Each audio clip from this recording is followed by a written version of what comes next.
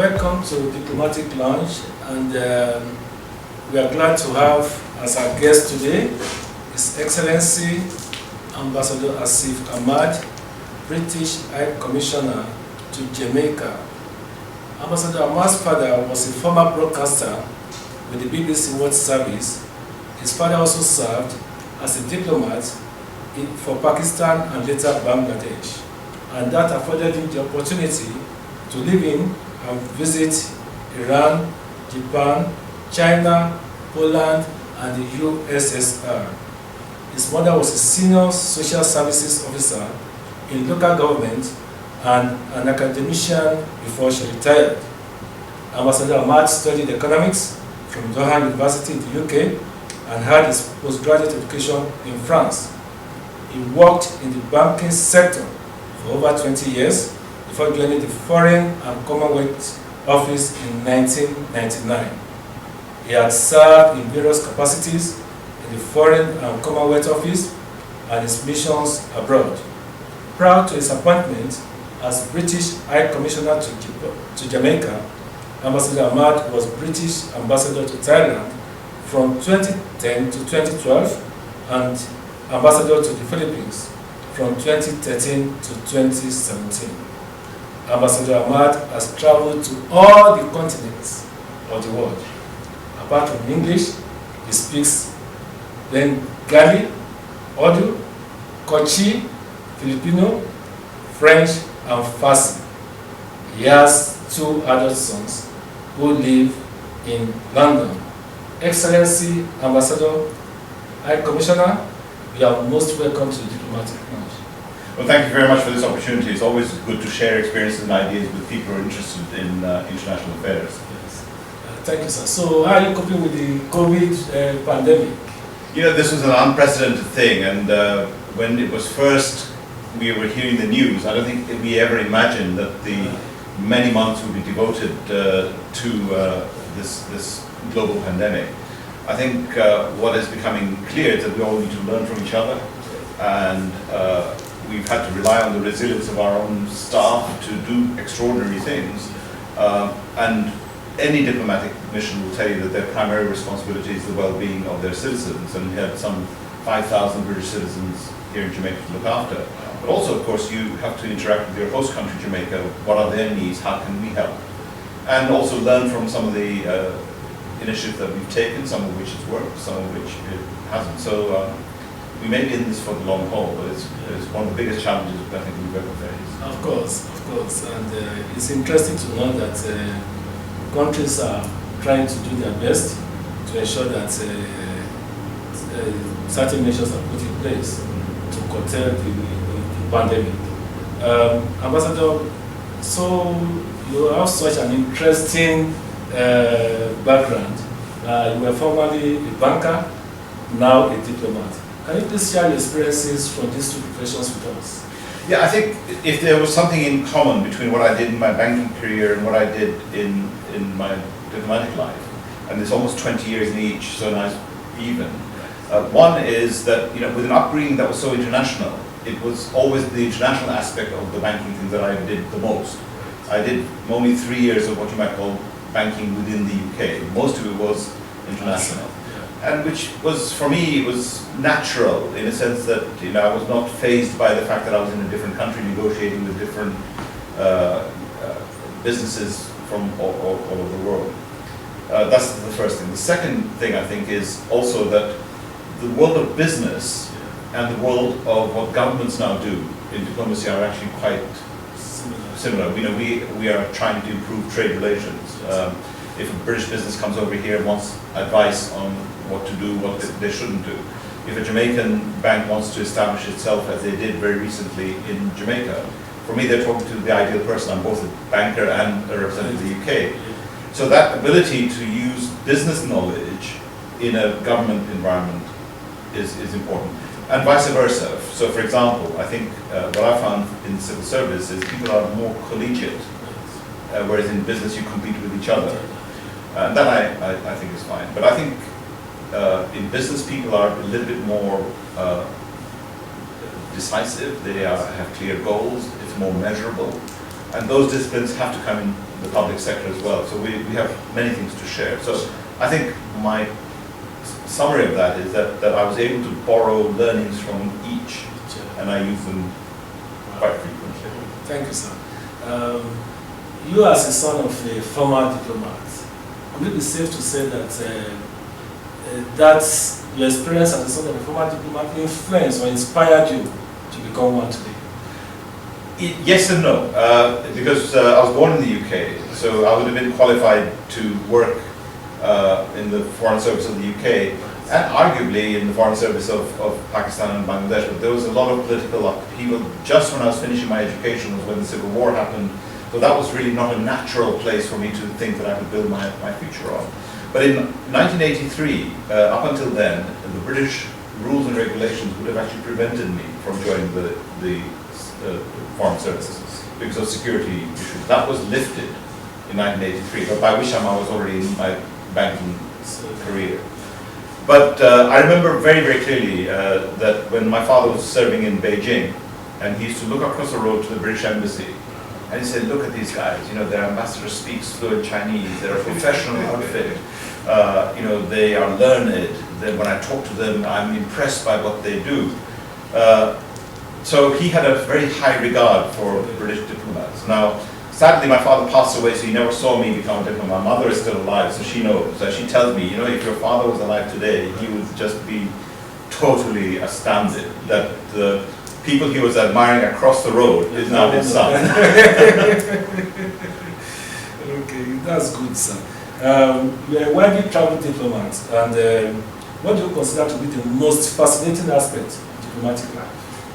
You know, I think what it is that you're allowed to immerse yourself, rather than as a tourist. As a tourist, you go and see the pyramids, or you see a waterfall, or you go have your eating experience. It's transient, and you have fond memories of it, but it doesn't really give you the depth of understanding. And that is really one of the great joys of the work that we're able to do, is that you can see a country from so many angles, and you meet that whole wide spectrum of people. You meet, you know, you come to Jamaica, I've met people who are working with their hands on our farm. I've talked to people who are building huge big housing estates, or establishing new businesses around the world, or people who live part of their life in a foreign country and live part of their lives over here. You put all those things together and you develop, I think, an expertise. And therefore, when somebody comes to you for advice, whether it's our own ministers, or whether it's a tourist, or whether it's a prospective investor, you're able to talk credibly about the country, the risks, the opportunities, and give them a little bit of an insight as to what might work and what might not. So, in a sense, it's a very complete job. It's in some professions, you know, you're limited by something. You know, if you are making a car, then your objective is to make and sell that car. With us, it's really could be so many things, and no 2 days are the same. And that, I think, keeps us fresh, and it's a very engaging career. Thank you, Excellency, for that very insightful answer. Coming from a country like UK, you've been to Thailand, you've been to the Philippines, you're here in Jamaica, and you have traveled to so many other countries.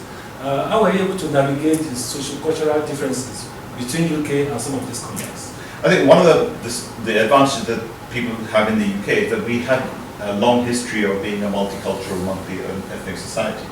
So before my posting to Jamaica, I grew up with people from the Afro-Caribbean countries in and around where we live. So it was not a completely alien thing, and I think that's a good starting point. I think the other thing is that Britain has always been very outward-looking. So, for example, many things about African history, for example, you go to the School of Oriental and African Studies, or the experts are there. So you feel you have not complete, but a better understanding of what's going on around the world. But equally, there are challenges the other way, because I think Britain also has a difficult history in many parts of the world, particularly the former colonial countries, and its relationship now under the modern Commonwealth. So it has its other challenges, which is that people have perceptions about Britain that may or may not be modern or up to date, and some of them are absolutely correct, and we have to work with those situations. But I think overall that that international global outlook that the UK has helps a diplomat do their work and settle.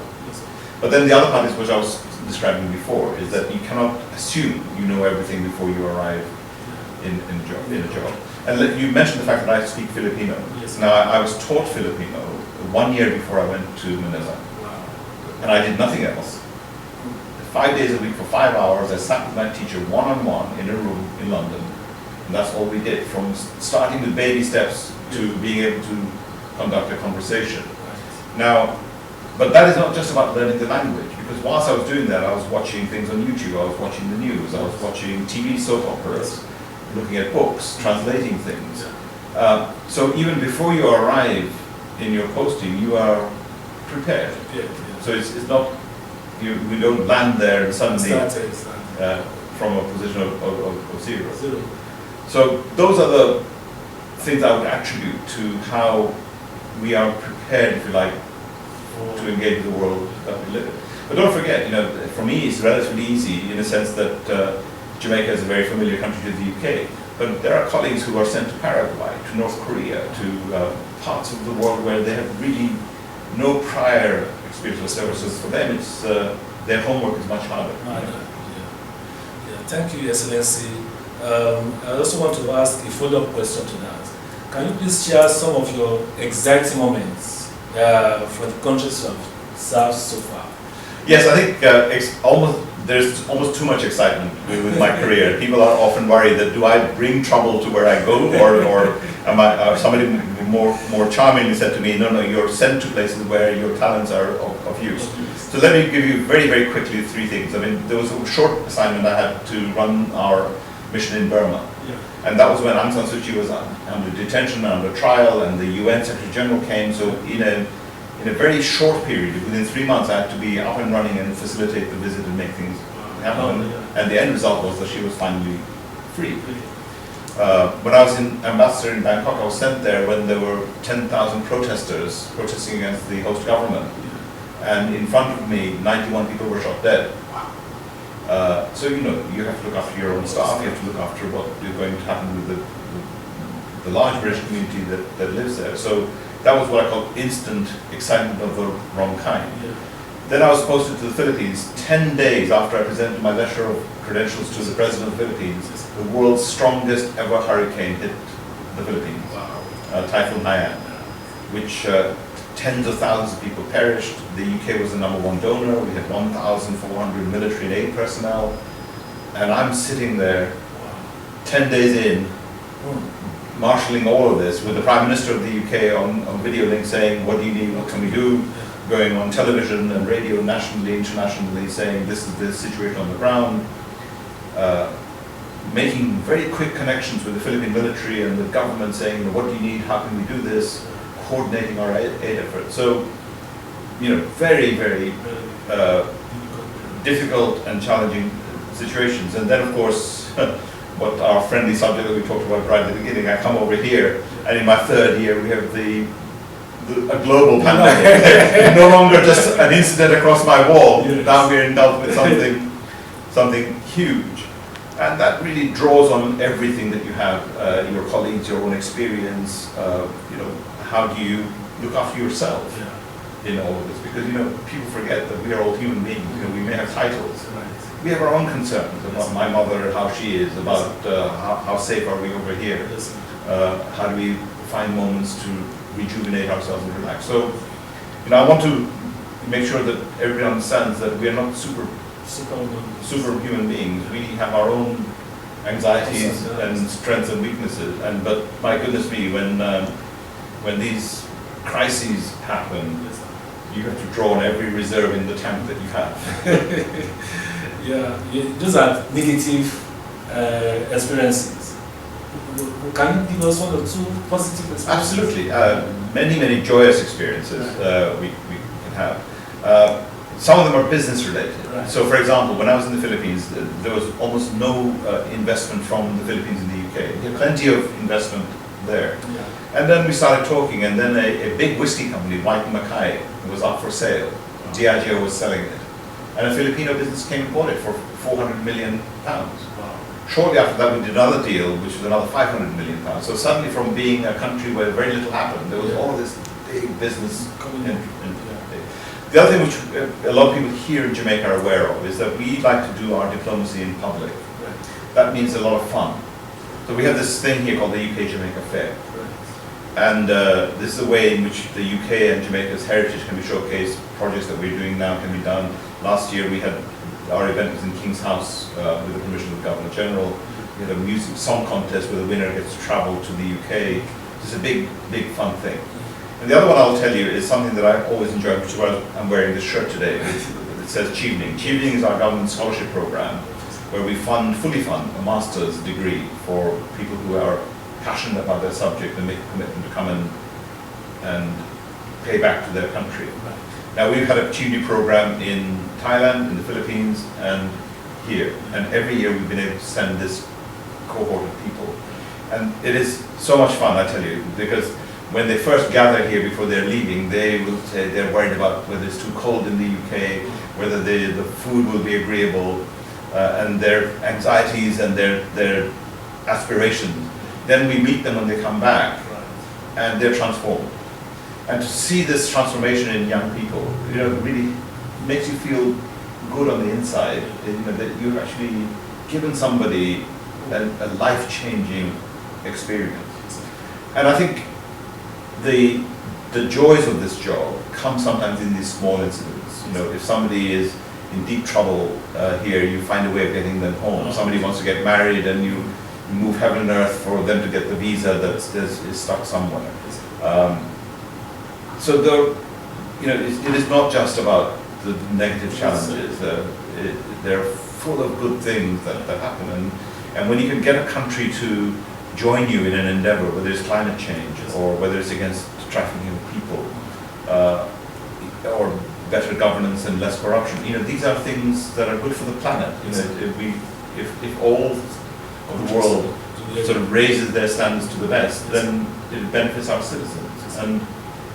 And therefore, we are called civil servants, and there is no better reward for a civil servant to be able to do what I call public good. And if you don't have that motivation, and if that doesn't bring you joy, then maybe this is not a career for somebody. Thanks, Your Excellency. As diplomats, we move from country to country, and in the course of doing that, in most cases, we have had to leave our families behind. And I know you have a lot to share with us in that regard. When I was reading the intro, I did mention that your two sons are adults, yes, but they're in London. What can you say about this movement from one place to the other and the impact on the family? Sure. Undoubtedly, it has an impact on the family, and one cannot deny it. And I've had it both ways. My father moved from one country to another every 3 years. You have to make new friends and settle and do things. Some people in those sort of situations thrive. Some people really struggle, and I mean really struggle very, very hard. I was one of the lucky ones in the sense that I loved it. Yes. And my father would spend time with me to explain the history of the country, and when I physically saw Chairman Mao in front of my eyes, the King of Iran, and these things, this is like learning things that that are irreplaceable. The other aspect, which is becoming more and more pronounced now, of course, is that we have female diplomats. Also, in the past, if the wife was not working or unable to work in a diplomatic mission, then she was unemployed. So you could have a psychiatrist, an economist, or at home. Now, that is no longer acceptable. So I think we have found ways in which people can make those careers more portable. The stresses and strains also come in a moment like this, when you are separated from your family. So, for example, right now, my mother is 83 years old, my sister is looking after her. Now, if I was to visit her now, it's difficult because I don't want to put her in danger. But she does want to see me, and seeing my picture on my phone gives her some joy, but it's not the same. So, yes, you make those sacrifices. Yes. But that makes you more aware that you have to make good use of your time. So when you're on leave, you should really be on leave. Don't cheat and try and do both. The world will not end if you're stepping off for 14 days. Mike Fennell, who I know from the Commonwealth Games in 2003 at Jamaica, he said, "What are you doing for Christmas?" He said, "I don't really have any plans." He said, "You're coming to join me and my family." And we were the only outsiders. There was literally him and his family. Now, we've been adopted like that by many people here. So we have a new family. But it's tough. I wouldn't deny it, it is tough. And you know, modern families are more complex. And children can go in many different directions. For some children become so worldly wise and so well educated that they get frustrated that they have to then actually do something very simple and everything ends and they go back to the UK and they have to just be ordinary citizens again.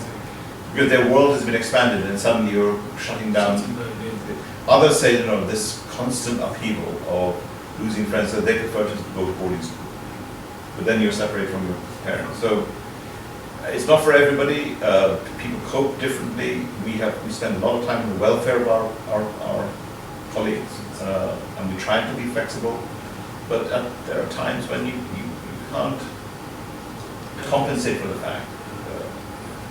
Thank you, sir. Thank you, Excellency. These are practical things that I believe upcoming diplomats will learn from. Because one of the challenges we often confront is the fact that when a new diplomat is to be posted to a country, the decision will be, what do I do with my family? Do I keep my wife back?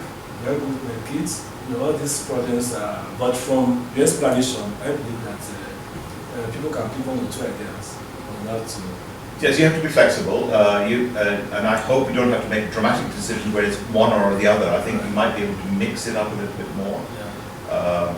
But you know, it would be misleading if I said that these are not, and there are challenges that change over your lifetime as well. So it's worth saying that, you know, when you are first single, then you're an adventurer. Yeah. If you once you get married, then it is possible if your spouse can find his or her livelihood can continue. When children are young, in some countries, it's actually better than being in the UK. You know, you have home help, you have the weather, you have so many things to do. But then when they're doing their O-level, GCSEs, or C6 as they call them over here, high school, then university, and then when they become adults, and if they have an employment challenge, they're classified as non-diplomats. You know, it is not easy. Thank you, Excellency. Having spent 3 years in Jamaica, what can you say about this beautiful highland country? It is undoubtedly beautiful. I mean, the breathtaking scenery, there's a lot of things going on. I call it, there are 3 Ps here. Right. The people, there are some of the problems that are around, and then there's the potential. Right. With people, you know, I've met so many people from, like I said, I see dignity in very ordinary people, and you see this resilience here, their cheerfulness, their ingenuity, the culture. Their ability to sort of show their uniqueness. You know, Jamaica has a very strong identity of who they are. If you look at the problems there, there are quite a few. You know, the crime situation is a huge challenge. The economy has always struggled to really get going. There are problems with agriculture. There's problems with the environment here. But these are the things that we don't just complain about. We have one of the biggest aid programs of any country. Operating here in Jamaica, so we want to be part of the solution rather than just see these problems. But we do it in a respectful way. We're not here to impose these things. But even it would be wrong for me to say everything is just wonderful and beautiful. There are these acute challenges, but we are committed to working with them. But the potential is what drives us and motivates us. We can see, and when I talk to my Jamaican friends, they can see it too. They can see the transformation that can happen using the talents of this country, using the natural beauty of this country to really unlock what can really happen given the strategic position of this country where it is in a very active neighborhood. So those 3 Ps for me keep me going on a day-to-day basis. I've learned a new concept: people, problem, and potential. Well, fantastic. Thank you, sir. Thank you, sir. What is your favorite Jamaican cuisine? You know, I enjoy what I call country cuisine. The best food I've had is not in fancy restaurants. Right. I've had curry goat cooked by a riverside with using log fires and pots and pans in Port Antonio, in Portland. I've also been to Manchester, where it was jerk chicken but cooked, where the chicken was running around in the morning and it was in the jerk pan in the afternoon with freshly cut fruits and things, and people sort of doing their folk dancing and singing and things. Those country experiences with the food and cooked in a very natural way appeals to me, because it also reminds me of my childhood, going to my grandfather's place where it was very similar. My grandfather's house originally did have wooden stoves.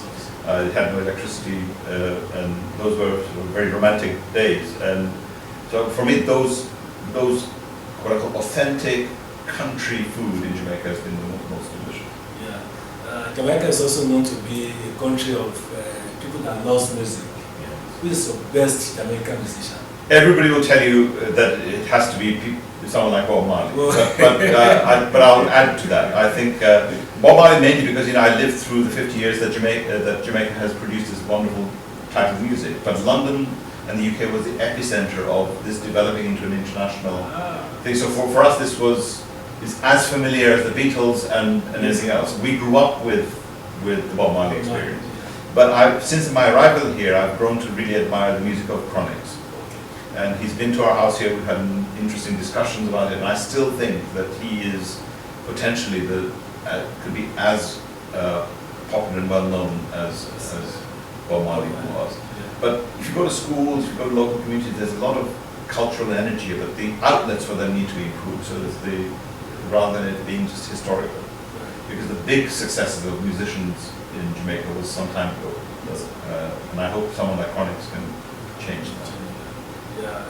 With your weight of experience, sir, what would be your candid advice for somebody aspiring to be a diplomat? Two words come to my mind very, very easily, and you will understand why. The first word is curiosity, and the second word is resilience. Curiosity because you need to, from the minute you are engaging with the country, you need to ask all sorts of questions. What's its history? How does it work? What does something mean? What could change tomorrow? What are the risks? What are other people telling you? Then check that information with 3 other people. What does your predecessor think? Maybe he got it wrong. What are the current demands of this country? If you have that daily curiosity, rather than being passive and waiting for it to come to you, then you have a very unfulfilling career. Because you should aspire to be the most informed expert on that subject. And if you're not, that means you still have more to learn. But if you can tell yourself on a given day, it won't happen on day 1. But if after year 3 you are not that person, then you have to really ask yourself whether you have what it takes. Resilience is because there are setbacks, there are challenges. We've talked about many of them already today. Things test you in this job, and if you're head of mission, you have the other test of being in the public eye. Everything you say or do is scrutinized, and when you're talking to people like this on camera, every word has to be correct. I cannot suddenly say something that it would be later on something that would cause embarrassment to my country or to me, or to cause offense to unnecessarily to those countries. But you can make mistakes, and if you did make mistakes, maybe you're not taking enough risks. But to learn from that, you need resilience. So if anybody is considering a career, whether that's in Nigeria or in the UK or in Jamaica or anywhere, if you really absorb what I've just said, that you have to have this insatiable curiosity about the issues that matter to your work, and then to have that ability to take the hard knocks, enjoy the successes, then I think you can look back on a career that can say, I did something for my country, I did something for the people that I interacted with, and hopefully the world is a better place because of what we have been able to do. Thank you so much, Your Excellency, for sharing your wealth of experience with us. I wish you a very successful tour of duty. Viewers, thanks for listening. It's been very, very insightful and educative. And I want to enjoin you that you should please kindly share, comment, like, and subscribe to this channel. Your Excellency, thank you so much, sir, for coming on our show. Thank you so much, sir. Real pleasure.